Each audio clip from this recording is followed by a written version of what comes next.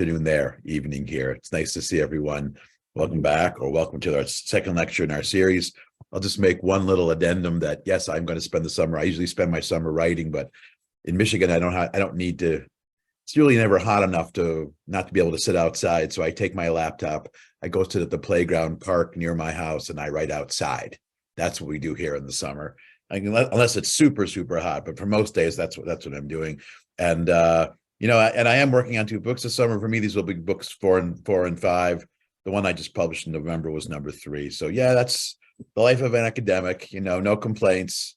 We have this wonderful time. I get to teach my students. I get to teach wonderful students like you, and I get to write articles and books. Not a bad life. Anyway, so this evening, we're going to talk about the story of Julius and Ethel Rosenberg.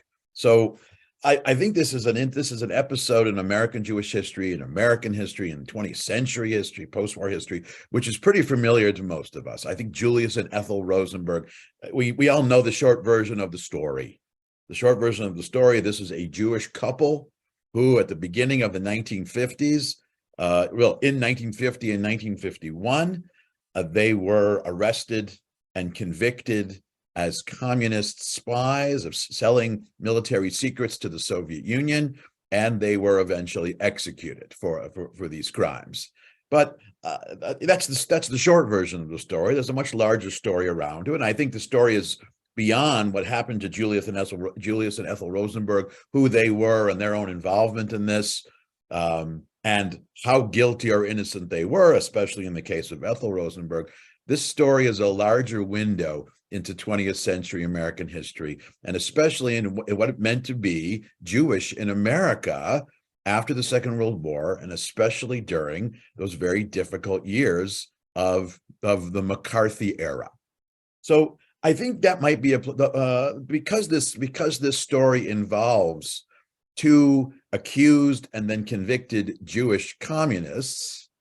I think it'll be useful to start by talking about that association between Jews and communism, or I should say the stereotypical association between Jews and communism, because in the 20th century, in America, in Europe, anywhere really where Jews lived, there was this notion that believed by some that all Jews are communists and all communists are Jews. So let me say a word about where this stereotype came from. Actually, it dates back, or really we can root its beginnings in the year 1848 in Europe. So in 1848 in Europe, there was a series of revolutions in Central Europe, which are called the revolutions of 1848. I guess because historians have never been inventive enough to come up with a better name than calling revolutions in 1848 the revolutions in 1848. These were not communist revolutions. These were liberal revolutions against the monarchies of Central Europe. And basically, these were the states of Central Europe tried to recreate in Central Europe what had happened in Paris in 1789, the French Revolution. And they took place all over Central Europe, all over the various cities of the German states, and in Hungary, and in Vienna, and many different states. And the point of it is that the leader of the largest of these revolutions, the one in Vienna, the leader was a young Jewish physician whose name was Adolf Fischhoff.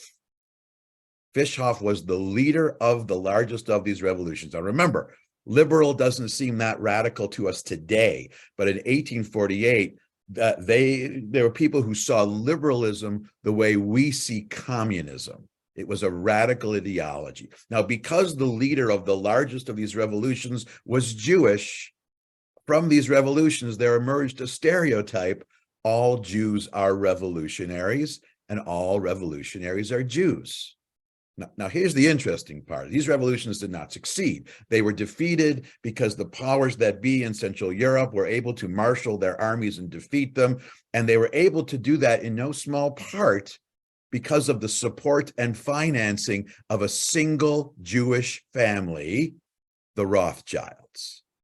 Now, because of that, there emerged from these events a second Jewish stereotype all Jews are counter-revolutionary, or all Jews are reactionary or conservative. So from 1848 on, this is really the beginnings of what today we would call political anti-Semitism, or anti-Semitism on the left and the right, which of course is a subject for a separate lecture. But from 1848 on, wherever you were, wherever one was on the political spectrum, if you didn't like Jews, you had a political justification. If you were someone who was more conservative or right-wing, all Jews were revolutionaries like Fischoff. If you were someone who was more left-wing, all Jews are Rothschild. And from 1848 on. Now, originally, that notion of Jew as revolutionary was liberal revolutionary, but in the 20th century, that stereotype, or that stereotype morphed from all Jews are revolutionary into all Jews are communist revolutionaries. And that notion really gained traction at the conclusion of the First World War. As you may know, there were 3 communist revolutions in Europe, most famously the Russian Revolution in 1917, or the October Revolution of 1917. That's Lenin and the Bolsheviks. Then in Germany in 1918, there was a communist revolution. And in Hungary in 1919, there was a communist revolution. Now, here's the odd fact, because the vast majority of Jews who lived in Europe, in fact, this is true of Jews in America as well, tended to be anti-revolutionary, not necessarily anti-left, but if there's one political pattern among Jews, and this is true in America and Europe, Jews tend to avoid radical politics. And in the context of communist revolutions, think about it. Most Jews were petty capitalists. They were peddlers and shopkeepers. The last thing they wanted was communism, because they relied on private property and profit to exist. So most Jews were against these revolutions, or at the very least tried to just stay out of the way. But, and here's the other part of it, in each of these revolutions, even though most Jews wanted nothing to do with them, there was a disproportionate number of revolutionaries who were Jews.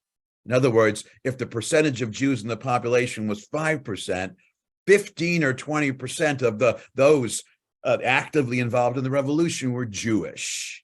Even though most Jews were against it, there was a conspicuous presence of a minority of Jews that were supporting it. And maybe even most importantly, in each of these revolutions, there was a high-profile individual. One of the leaders of these revolutions was Jewish. Trotsky in Russia, Rosa Luxemburg in Germany, Bela Kun in Hungary. And so that notion, that sort of general vague stereotype about Jews being communists, was given that pseudo kernel of truth in these revolutionary movements, because there was the face of these revolutions was Jewish. Trotsky was Jewish. Now, none of them were very Jewish. In fact, we would describe these as highly assimilated Jews who were indifferent to the fact that they were Jewish. Rosa Luxemburg wrote a very powerful essay that was called "No Room in My Heart for Jewish Suffering." She didn't see herself as Jewish. She saw herself as communist. She was more worried about the plight of working class people in Southeast Asia than she was about Jews who lived down the street from her. But that didn't matter, because this gave traction to that stereotype. Now, that notion of Jews being communists was imported from Europe to America during the 1920s. Really, at the conclusion of the First World War in the 1920s, the person most responsible for this, as you may know, is someone who also was from Detroit. That was Henry Ford. Henry Ford, he published a newspaper called the Dearborn Independent. Dearborn is a suburb of Detroit where the Ford Motor Company is headquartered. That's basically a city that Henry Ford, he didn't build, he basically owned it and ran it. He bought the local newspaper called the Dearborn Independent, in 1920, and the very first, he wrote the lead story in the very first issue of the Dearborn Independent was called "The International Jew, the World's Problem," where basically he imported the stereotype to America that all Jews are communists and all communists are Jews. And so even in America by the 1920s, this notion had very deep traction. And And so as America encountered not just communism as a political movement, but maybe more importantly for our purposes this evening, the fear of communism, that stereotype began to intensify. And I think it's important to really make clear when I say the fear of communism, that people who were afraid of communism, they didn't only see communism as a political movement that disagreed with their own political views. Communism meant violent social upheaval. Communism meant a government coming in and taking away your property or making you share your home with 8 other families. Just think of that scene in Dr. Zhivago, where Dr. Zhivago's nice house, he has to let all these other people move in. Communism represented violent upheaval and the end of life, as the end of the way of life as we knew it.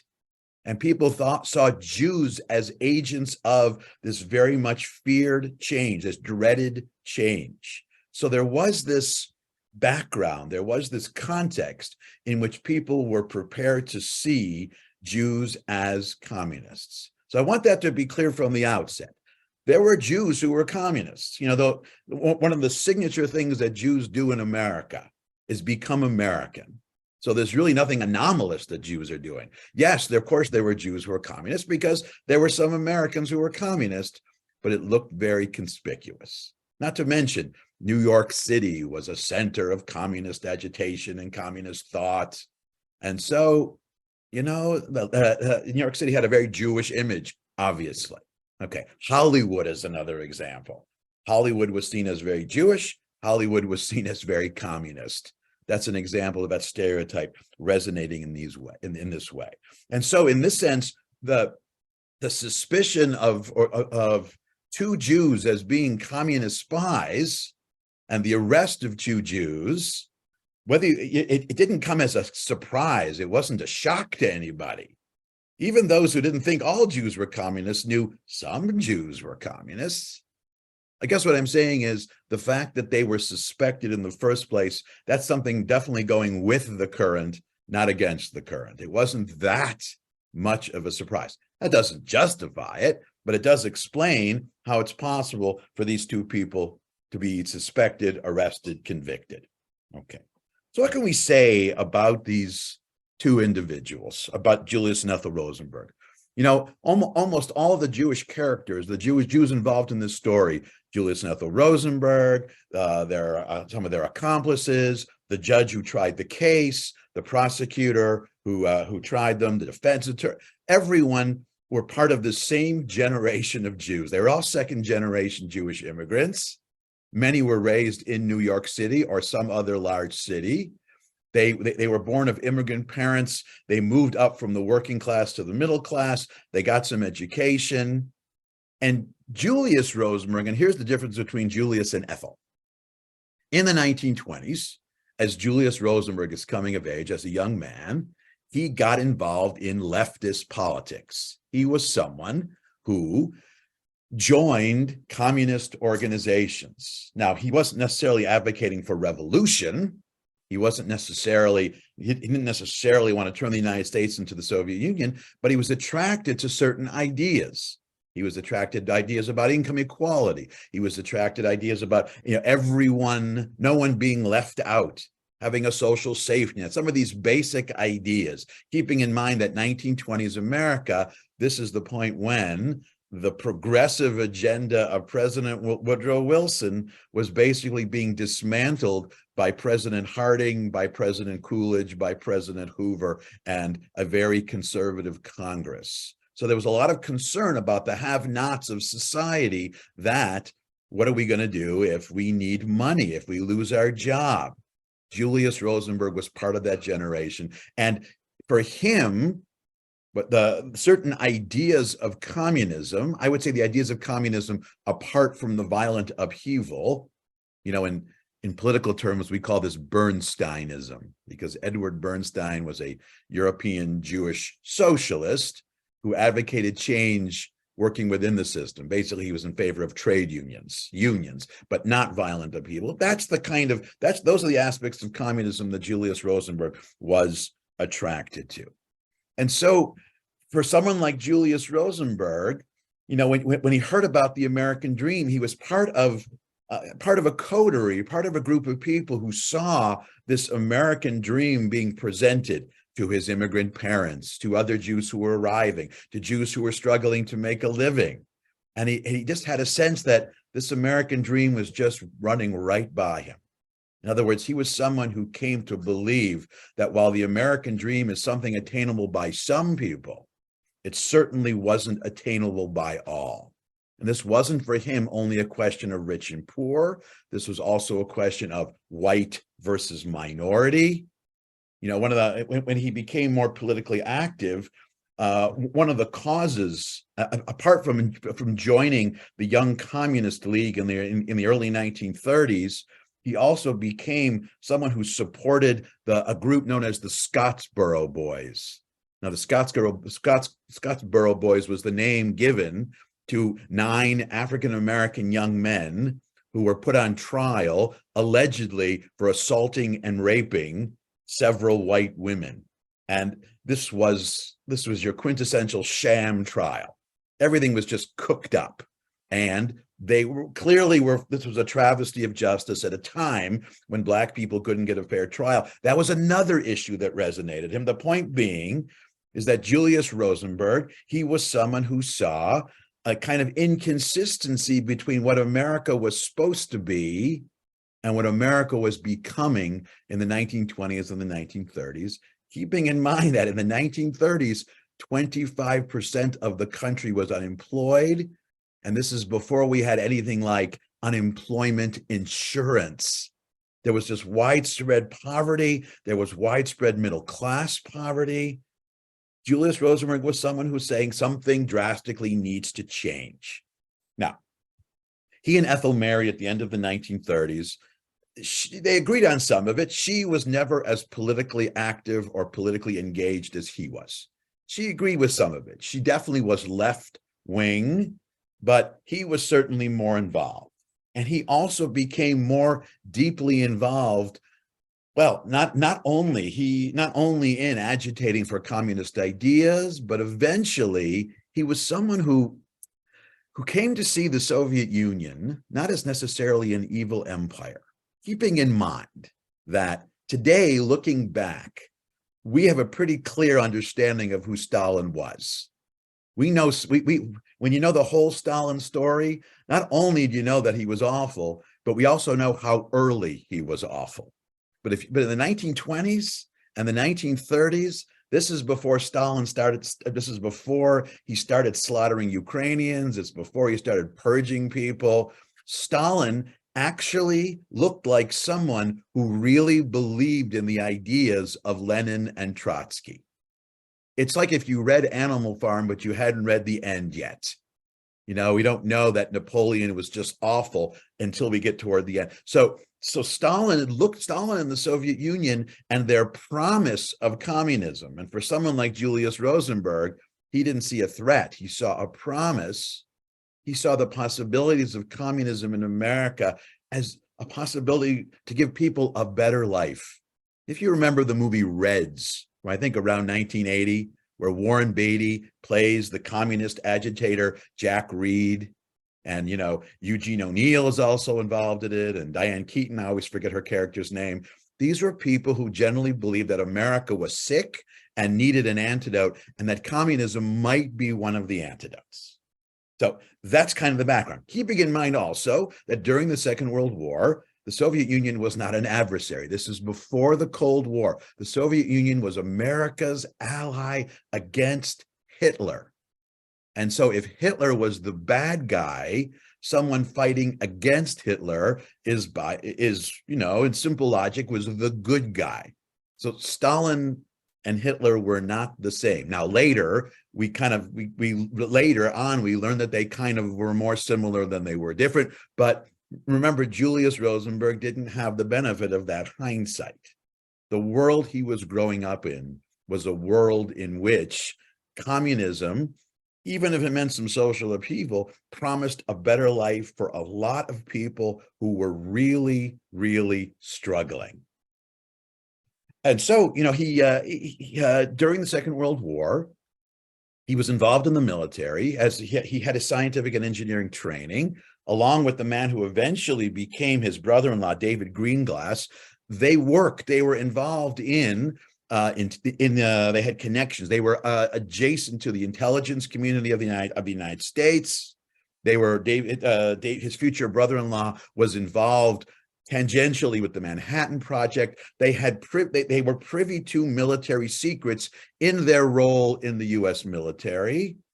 And, well, remember, it's the combination of things. They're involved in the war. They understand the war as this fight for good. When the war ended, and business as usual, so to speak, resumed in America, young men, or not so young men, like Julius Rosenberg and David Greenglass, well, they returned to that pre-war contemplation of which is the better future for us, communism or America, which is still excluding people. Okay? That's just the way he saw it. And this was one part of this temptation to help the Soviet Union. Now, it wasn't necessarily helping the Soviet Union defeat the United States, but it was maybe giving the Soviet Union an upper hand. Now, that's only one part of the story. That's his understanding of America in a general sense. But after the war, it became very personal for Julius Rosenberg. After the war was over and he returned to civilian life, he tried to make a living. He opened a machine shop selling small machines. In 1947, his business went bankrupt. So he had a kind of personal reason as well. So for several decades, he had this notion that American dream was something that was false, that was not true for everyone. And it became a reality for him in 1947, which was a year of recession in the United States. And so all of this combined to lead him to be susceptible to sell military secrets. And this is where he encountered let's call him a Soviet operative whose name was Alexander Feklisov. Feklisov was stationed in the Soviet consulate in London. He also did some time in New York City. And we now know that part of his task was to keep his eyes open for former Americans who had some contact and connection in the military, who might have privy to secrets, and especially to secrets associated with the development of nuclear weapons, the Manhattan Project. And Julius Rosenberg was someone who had this kind of information. They approached him, and the combination of circumstances in his life and his pre-existing sympathy for communism led him to basically he was won over. Essentially, he became a double agent. He became a spy. He beyond a doubt, he sold military secrets, partly for money, but also for ideological beliefs. Now, his brother-in-law, David Greenglass, his wife's brother, he was also doing it first. He had privy to even more stuff, and he also did. Now, they first got involved, in the late 1940s. The mood in the United States, unbeknownst to them yet, was becoming more intensely anti-communist. In retrospect, if they had realized, and there was no way for them to know this without the benefit of hindsight, if they had realized that the United States was about to enter an intensely anti-communist atmosphere, where even the slightest suspicion of communism could just ruin people, and not only yourself, but the people around you, they might have thought twice. But they were enticed before that mood really dug in. And the timing there is very important, because the Cold War didn't really gear up immediately after the Second World War. In the immediate aftermath of the Second World War, there was Stalin reneged on some of his agreements as to who was going to have jurisdiction or influence over which part of Eastern and Central Europe. Stalin dropped what came to be known as the Iron Curtain, and that was supposed to be negotiated between the Soviet Union on the one hand and Great Britain and the United States. But where it really became more serious was in 1949, because until 1949, The United States and the Soviet Union were allies, but the United States clearly had the upper hand. The United States, there was this notion of real military superiority, and not just a little superior, really superior, until from 1945 until 1949, the United States was the only nuclear country in the world. Now, the United States had dropped 2 atomic bombs. They had that technology, and the notion was that military superiority in and of itself would be enough to deter any other country, including the Soviet Union, from messing with the United States.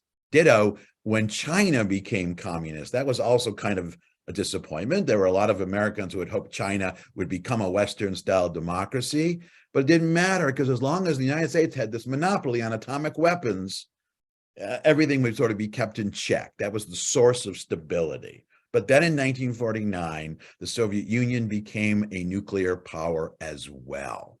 And that just changed the whole equation. And it caught the American intelligence community by surprise. No, they weren't saying we have to hurry because the Soviet Union is developing. No, the notion was they were years or decades away from becoming nuclear, and the United States would have this monopoly for some time, and so could rest on the laurels of that monopoly, and that evaporated. And suddenly, the Cold War became a real Cold War.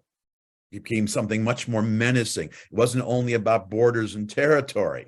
Suddenly, it was about the possibility that a country other than the United States could inflict just as much destruction. It wasn't only that moral question about the United States having the capability to really to inflict destruction on an unprecedented scale. It was also, there's another country that could do that to the United States. And so the intelligence community, and then the political community around it, and the military, they began to ask, how did this happen? In some ways, it's reminiscent of the Dreyfus Affair. If you ever remember, the Dreyfus Affair was the trial of a French Jewish officer in the 1890s who was convicted of treason, of selling military secrets to Germany, French's arch rival. And the reason I say it was similar, because until that point, well, it was set in motion by a war that France had lost to Germany, well, almost 2 decades before, but a war that had shattered the myth of military superiority of France. They needed to catch someone. They needed to blame someone. And in a way, it's a similar course of events. It just happened much more quickly. In 1949, that myth, that notion of unchallengeable American military superiority was challenged. They needed to blame someone, and they began to hunt for spies, for supposed U.S. allies and people loyal to the United States, or Americans spying on behalf of the Soviet Union. Now, the first major one to be caught was Klaus Fuchs. Klaus Fuchs he was investigated in 1949. He was arrested in 1950. He sold American military secrets to the Soviet Union. And as soon as you catch one spy, as soon as you find one, it lends credence to the notion that not only are there more, but there are many more, and the hunt began. So there's a hunt for spies within the US military and the intelligence community that's accompanied by a much broader wave of suspicion of communism, because you have the specific hunt for military traitors, but that's superimposed on top of this broadening notion that communism is the worst thing there is the scariest thing there is, which made the whole thing seem not just a military matter, but a threat to the American way of life in general. It made the whole thing seem that much more dire. Now, that's the background for this trial. And so, Julius Rosenberg was recruited. He had been recruited in 1946. He was arrested in 1950. He was arrested.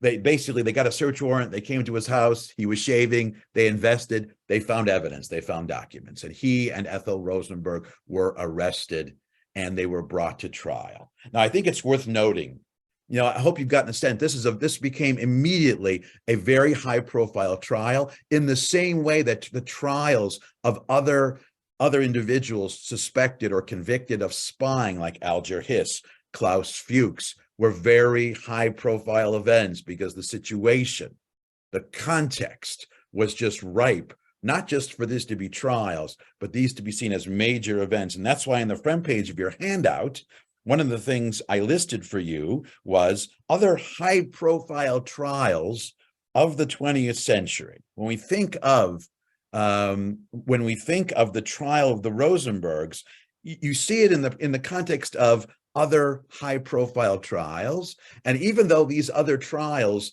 were about many different things, if you can, I think you want to scroll down a little bit more, Ari. They were about different things. What every single one of these trials had in common is they dealt with an issue that wasn't only an issue for the immediate subject of the trial, but resonated very deeply. So the Scottsboro trial of 1941, this was about race relations. The Scopes Monkey trial was about evolution and the primacy of Christian values. And then later, the Chicago 7, this was really going to be about the right of free speech during the 1960s and the counterculture. That's what it all had in common. That's one of the reasons why, as the trial unfolded, the stakes of this trial were seen as very high. So if you can scroll down to text number 1, Dwight Eisenhower, this is something he said even before he was elected president. In the immediate aftermath of the trial, this is how the soon-to-be President Eisenhower, who was by and large, a very moderate and reasonable guy, this is how he understood the significance of this trial. By immeasurably increasing the chance of an atomic war, the Rosenbergs may have condemned to death tens of millions of people all over the world. Now, this was a guy who didn't engage in hyperbole. That was his understanding of it. Now, there was a flip side to this. I mean, the other part of it, if this had just been the trial of Julius Rosenberg and David Greenglass, the story would have been one. The story wouldn't be that controversial because you have a guy who clearly did it, who got caught and was arrested at a time when what he was doing was considered a very serious crime. But Ethel Rosenberg's part of it, this is, I think, where the story really gets interesting. Because from the start, she always denied that she was involved. The two of them were very open in their views. She openly agreed with her husband's views about how America is unfair and unjust, and there is some redeeming value to communism. But as far as selling secrets, she was categorical that she hadn't done it, and Julius was categorical that she hadn't done it. And really, the most they ever actually showed that she did was just to type some things up for her husband. She was a better typist. She typed some things up. So we ask, how is it she got sucked into this vortex? Well, I hate to say it, but it was her brother that did it. David Greenglass was arrested. David Greenglass was threatened with a long prison sentence for treason, life in prison, or maybe 25 or 30 years until he was even eligible for parole. And as using the parlance of the time, he began to name names. He immediately pointed a finger at Julius. And remember, in those days, in 1950, the more names you could name, the better off you would be when you're sitting in front of that committee or you're sitting in front of the investigators. So he not only implicated Julius, he also implicated Ethel Rosenberg. He said, no matter how much she denies it, she's guilty. She's just as much a spy as he is. And that's why it became the trial of Julius and Ethel Rosenberg, even though we now know with very little doubt that she had almost nothing to do with it.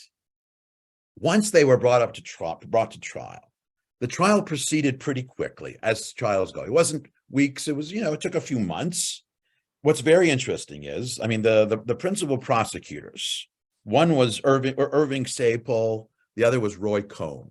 Roy Cohn was a close associate of Senator McCarthy, very much involved in hunting down communists.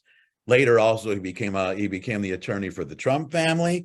Irving Sapol also was, the main prosecutor. Now, like the Rosenbergs, they were also second-generation immigrants. The one difference is when it came to the American dream, they were second-generation immigrants who were thriving in the American dream, who loved the American dream and loved America and were mortified that anyone could sell out America like that. But, in terms of their background, if we could take Irving Sapol as a small child and Julius Rosenberg, they really grew up similar place, similar family, similar lifestyles. He was just more successful. Now, as the trial went on, the prosecutors were also helped that they were catching spies. Klaus Fuchs, Alger Hiss, whose picture I didn't put here, and for example, there was Elizabeth Bentley as well. Elizabeth Bentley was a woman in England who got caught. So the fact that, there was someone who tried to, in the spirit of the 1950s to try to say, Ethel Rosenberg is a woman. She couldn't have done that. Why, a domestic woman, how could a woman do that? The 1950s, after all. But they said, well, Elizabeth Bentley, she was a spy. She was a woman. So this was something that men and women were subjected to. The long and short of it is they came to trial. The presiding judge, Judge Irving Kaufman, he also came from that same background, but like Sapol, he was also someone who was personally mortified by what they had done. In retrospect, it seems pretty clear that Judge Kaufman probably should have recused himself from this case because he had very strong anti-communist feelings.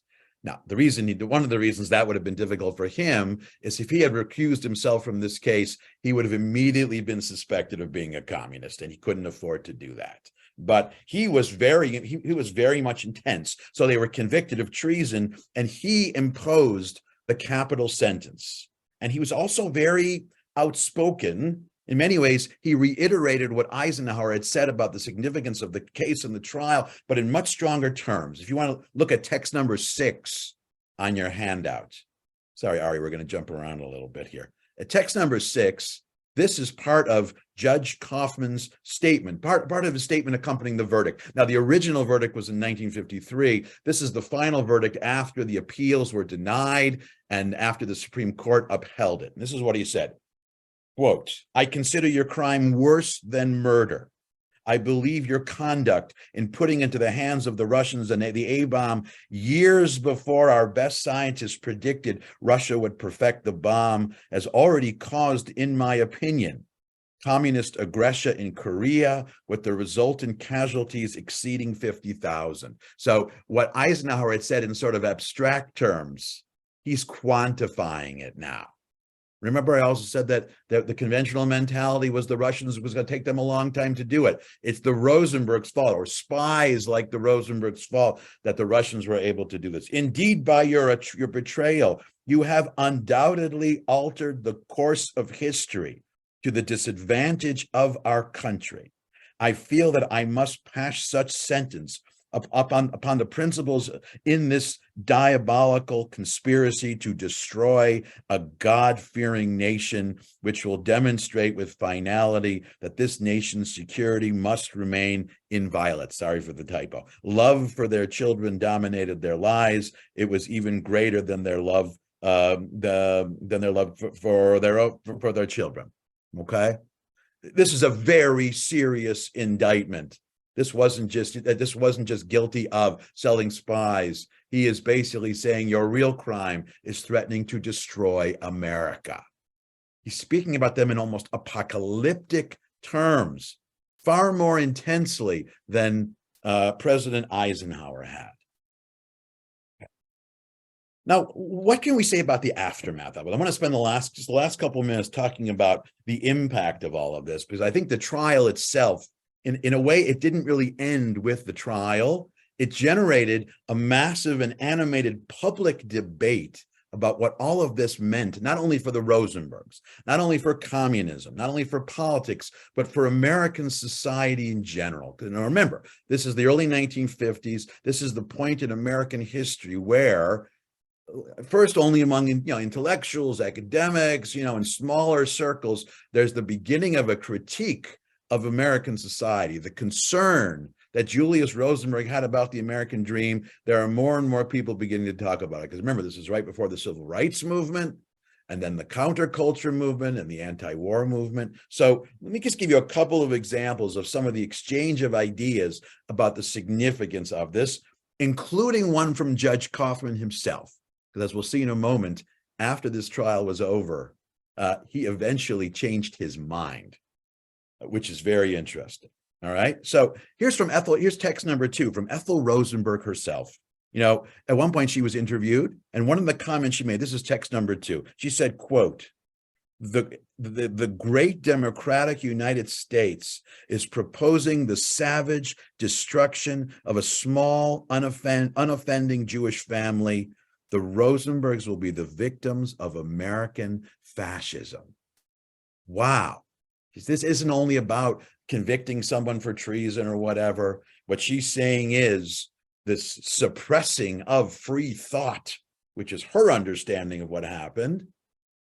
This is beginnings of fascism in America. Text number 3. Here's an essay from the National Guardian in 1951. In the immediate aftermath of the original verdict, the Rosenberg conviction, is this the Dreyfus case of Cold War America? Now remember, Dreyfus wasn't just the conviction of a French Jewish soldier. Dreyfus was considered to be the great travesty of justice in France, which claimed to be a republic and a believer in rights. This is text number 3. Is the Rosenberg case the Dreyfus case of Cold War America? Is it the Sacco-Vanzetti case of this era when the nightmare Truman war program demands the destruction of militant labor opposition? Is it the Reichstag fire trial of a time when the voice of protest from the political left must at all costs be silenced? Of these aspects of the political background of the Rosen trial, there is no legal doubt.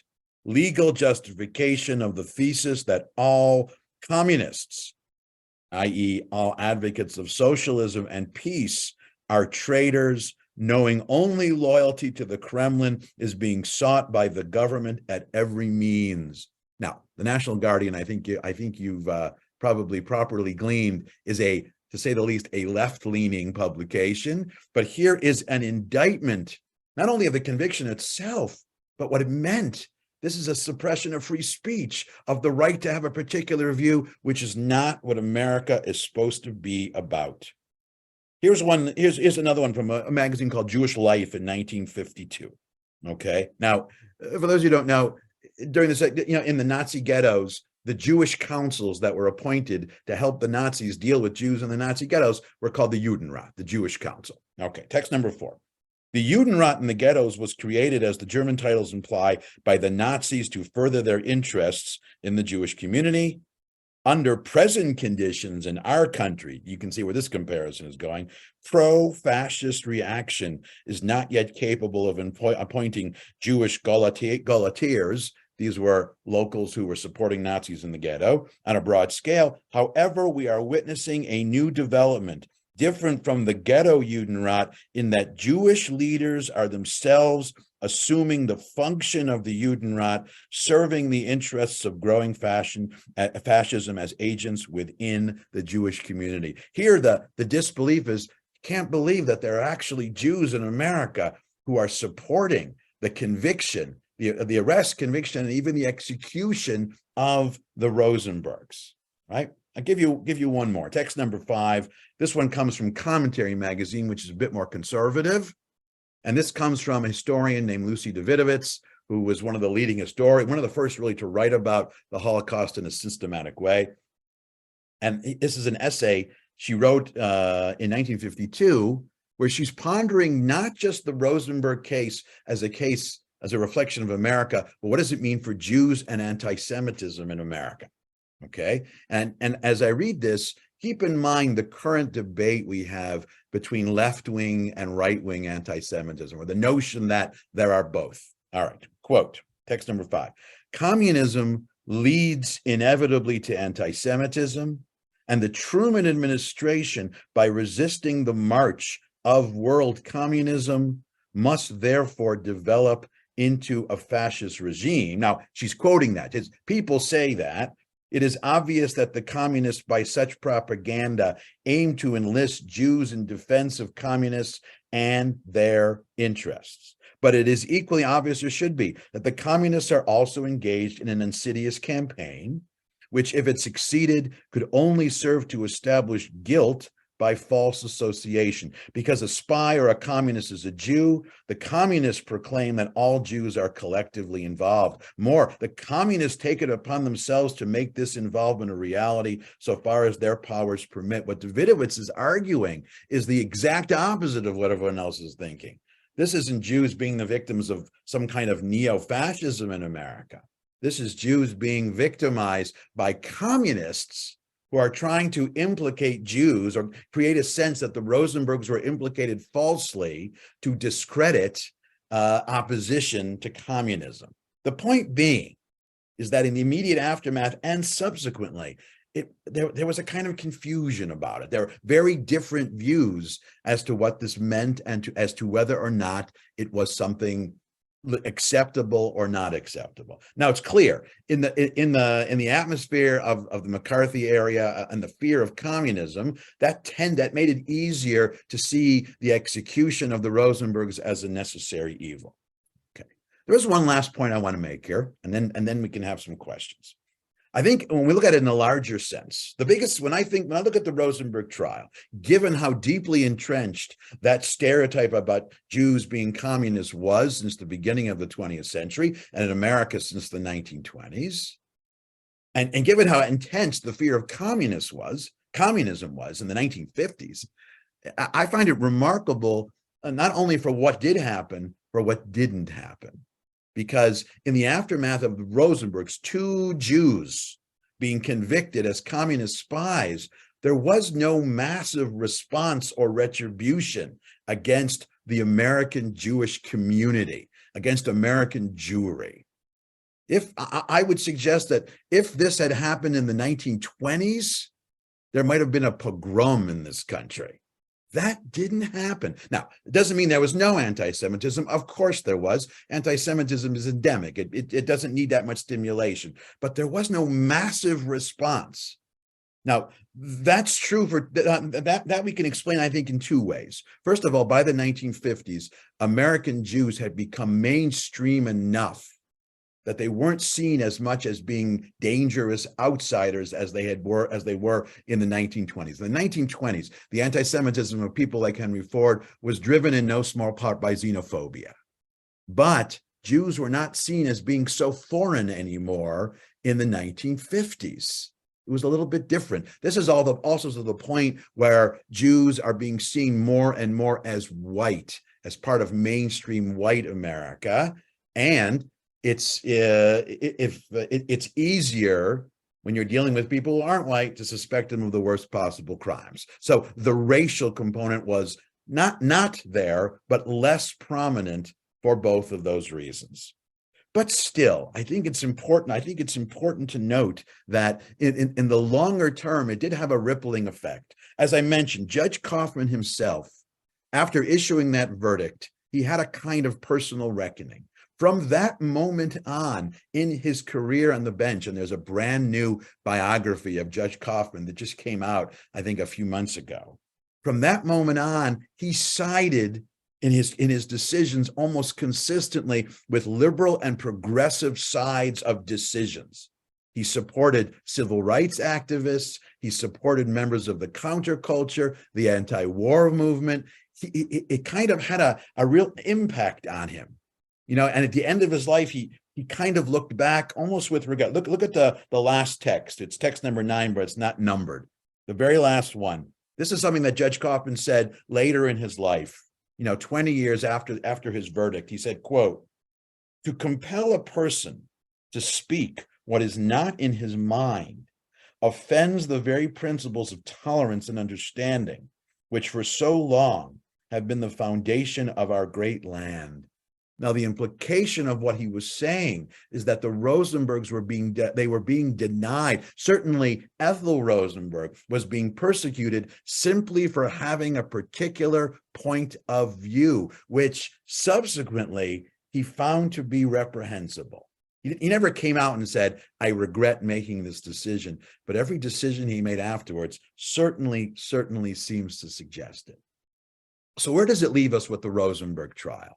It happened 60 years ago, but the larger issue is it really comes down to the question, how much are we as a country, as a society, willing to allow points of view that disagree with our own to be expressed publicly, but especially when those contrary views offend and frighten others.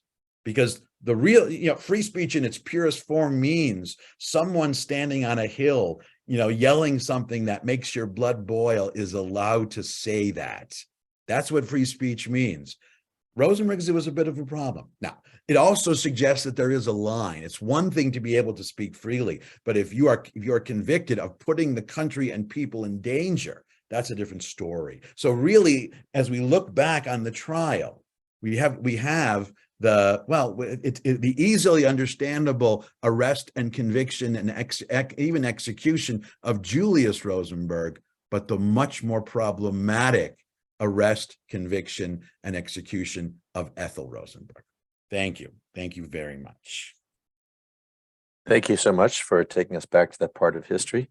A few questions, people, chat is open if you have other questions you want to ask. So here's a few that have come up. One is, was anybody else executed for these type of crimes besides the Rosenbergs? Other people's received prison sentences. The Rosenbergs were the only ones, as far as I know, were the only ones who were executed. Did the brother ever say anything later in history about turning his sister in? I mentioned, David Greenglass. He served a long prison term. Later in the 1970s, actually at the beginning of the 21st century, he said he made up this whole testimony about his sister. He admitted that he had basically implicated her to get himself off the hook, and he said she should not have been. He named names because he was afraid, because he was pressured, because he needed to reduce his own sentence. It didn't help. He spent decades in prison anyway, but maybe he thought he was going to be executed. I don't know. Was the evidence even against Julius, like severe evidence? Did he really share top secret information that helped the Russians, or was it minor? It would be so nice to be able to say, oh, Julius was framed and it was a conspiracy. No, he was definitely guilty. Now, did he deserve to die? I don't think so, but that's my own personal opinion. But Ethel Rosenberg is really the only one here who, in this story, who was falsely convicted or wrongly convicted. People have asked, so what was the Jewish response to this whole situation? I mean, were the Jews basically quiet about it? Were there Jewish groups that came out in support of the Rosenbergs or actually against the Rosenbergs? I would generalize the following. Mainstream Jewish community was really at a bit of a loss of what to do. Because remember, this is the 1950s. This is a point where, Alan Dershowitz wrote that book called Chutzpah in the mid-1960s, saying that American Jews are too quiet and not sticking up for themselves. The 1950s was a point where American Jews were finally being accepted, both individually as a community, and they didn't want to jeopardize that by being too outspoken. Remember also, it's speaking out in support of even suspected communists in the 1950s was dangerous and very unnerving. So I would say mainstream America was quiet. They expressed sympathy for the Rosenbergs, but they weren't calling it a travesty. It took a couple of decades before they did. Hard left-wing Jewish organizations like that essay I read from the National Guardian and from Jewish Life, they were speaking out. If you want to get a sense of, if you watch the show The Marvelous Mrs. Maisel, Midge Maisel's father, Abraham Weissman, who eventually wrote for the Village Voice, that guy would have been speaking out. The Village Voice was speaking out. The New Republic, most of whose writers were Jewish, they were speaking out. But it was a pretty far left position, and I would say it was a pretty daring position in the 1950s to speak out. Even as I saw a comment in the chat, even to say, why are the Rosenbergs the only Jews who are being executed here? That was a very bold thing to say in the 1950s. In the context, in the atmosphere of the McCarthy trial, there was a very powerful current going in one direction. And if you challenged, if you went against the grain, you could ruin your life. You could ruin your whole family's life. No one wanted to be on the radar screen of the House Un-American activities or communist witch hunters. That was the prevailing mentality. Let's just stay out of the way. Americans, we've got a good thing going here since the 1920s. You know, Henry Ford notwithstanding, we're doing well. We're upwardly mobile as a American Jewry is upwardly mobile. Let's not upset this by making too big a deal out of the Rosenbergs. Now, quietly, I would say, there were Jews who were uncomfortable, who were disturbed, but that's very different from being willing to express it publicly. Let's talk about the children, because there were some emails that I should ask you. What happened to the Rosenberg children? And where is the family today?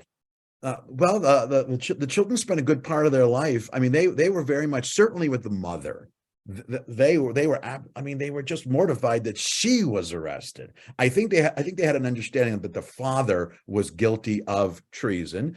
So they did two things. The children they certainly, by the end of the 1950s, when the fear of communism and that whole atmosphere began to ease during the 60s, the children began to lobby and speak out on behalf of vindicating their parents posthumously. It was too late to really do anything about it. They were gone, but trying to vindicate their reputation, the family's reputation.